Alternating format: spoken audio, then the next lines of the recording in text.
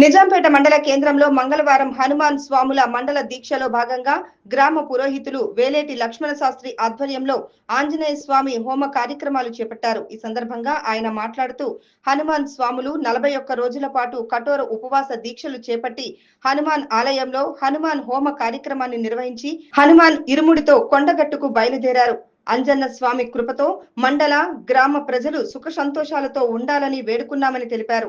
ఈ కార్యక్రమంలో హనుమాన్ స్వాములు మావురం రాజు, పంపరి నాగేష్, ప్రశాంత్ గౌడ్, నాగరాజు, నవీన్, లక్ష్మణ్, బన్నీ, మహేష్, ఉపేందర్, మల్లేశం తదితరులు పాల్గొన్నారు।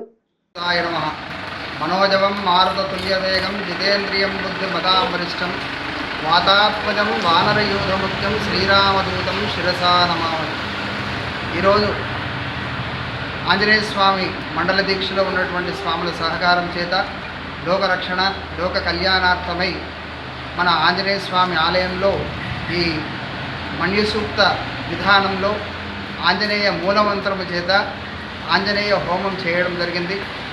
అది అందరికీ కూడా ఫలితాన్ని అందించి సుఖంగా సంతోషంగా ఉండాలని కోరుతూ వీళ్ళు చేసేటటువంటి ఆ మండల దీక్ష ఫలితం వారికి వారి కుటుంబాన్ని రక్షించాలని ఆ స్వామివారిని కోరుకుంటూ ఈ హవనం పూర్తి చేయడం జరిగింది।